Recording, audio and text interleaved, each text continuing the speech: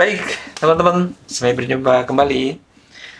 Oke, kita seperti yang saya janjikan, kita akan ngebahas tentang sisi gelap daripada eh, tempat-tempat pijat ya, rumah-rumah terapi pijat, spa dan lain-lainnya. Seperti yang kita ketahui, ada banyak sisi gelap tentunya. Tentu bukan hanya dunia pijat, ada banyak dunia lain juga sama ada sisi gelapnya. Nah, di dunia pijat biasanya sisi gelap yang paling menonjol itu adalah tentang pijat plus-plus atau pijat-pijat yang hubungannya dengan pornografi atau memang dengan prostitusi lah, kira-kira seperti itu. Ada eksploitasi orang, lalu kemudian memang ya tindakan-tindakan prostitusi lainnya berkedok tempat pijat. Tentu kita tidak usah menutup mata, ada banyak. Tapi di sisi lain ada banyak tempat pijat yang memang jujur benar memberikan pelayanan jasa pijat yang benar. Itu tentu sisi positifnya. Ini kita akan bahas. Nah, tentu citra daripada sisi gelap daripada pijat plus-plus ini memberikan dampak yang negatif. Maka konotasi terapis pijat, tukang pijat itu konotasinya suka jelek banget. Padahal dia memberikan manfaat yang luar biasa. Bisa ngebantu orang yang sakit yang kadang medis angkat tangan ya. Sehingga bisa terselesaikan dengan kasus pijat tadi. Tapi sisi gelap tadi banyak terjadi, kita tidak bisa menutup mata. Dan sampai hari ini mungkin masih banyak tempat-tempat pijat yang memang beroperasi prostitusi tadi dengan modus. Dan kita tentu ingin sedikit mengimbangi atau bahkan meninggalkan konotasi jelek itu. Bahwa kalau saya boleh sarankan kepada Bapak Ibu, teman-teman yang senang dipijat, cari pijat yang pertama sudah berizin. Yang kedua memang ditangani sesuai gender untuk menekan atau bahkan membatasi terjadinya hal-hal yang demikian. Dan kita ketahui juga sisi gelap lainnya adalah banyak terjadi penularan penyakit. Ini banyak kan? Atau juga ada banyak malpraktek yang terjadi di dunia pijat. Ada juga penularan penyakit tadi banyak ya. Yang pertama ada pijat plus-plus. Yang kedua ada biasanya beberapa penularan penyakit ya. Terus kemudian malpraktek daripada pijat itu sendiri.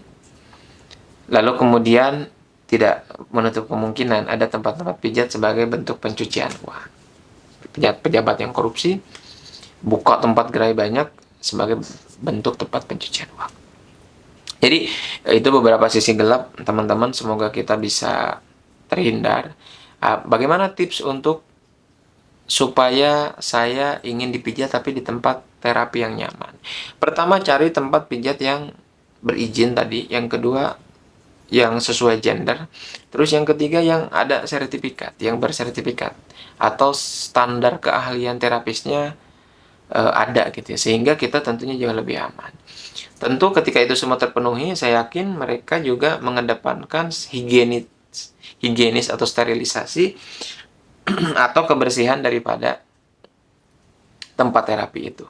Karena orang tidak hanya sekedar ingin dipijat, ingin tempat yang nyaman, yang bersih, yang juga steril tadi, sehingga mereka mendapatkan kepuasan dalam tanda kutip tadi, kenyamanan, kesehatan dan kebugaran pasca atau setelah di terapi itu sendiri. Jadi semoga dengan banyaknya tempat-tempat terapi pijat itu menggeser paradigma tentang pijat plus-plus yang jelek dan muncul pijat-pijat yang baiknya. Berarti itu bukan pijat plus-plus, pijat minus-minus kan, karena perbuatannya jelek. Jadi bagi teman-teman yang memiliki usaha, komen di bawah, ada yang punya usaha pijat kan? Itu tetap tadi upgrade terus secara skill tim terapisnya. Yang kedua, tetap kita berkoordinasi dengan dinas terkait tentunya untuk mendapatkan bimbingan arahan-arahan. Kalau berikutnya, yang belum berizin punya tempat pijat, lengkapi, karena masyarakat perlu kepastian itu. Apalagi yang sudah banyak kliennya, jangan buat dan jangan rusak kepercayaan klien, dan terus juga menjaga integritas marwah daripada terapis itu sendiri, yang dimana dia memiliki keilmuan yang mumpuni, integritas, terus kemudian pelayanan yang baik, servis yang baik, karena kita ngebantu orang. Menurut saya, posisi jabatan atau sebagai seorang terapis itu memiliki peran yang penting. Dia membantu orang dengan tangan kosong. Seperti itu ya. Kita semangat terus untuk mensosialisasikan terapi yang sehat tentunya, yang berkualitas. Dan sampai ketemu lagi di video berikutnya.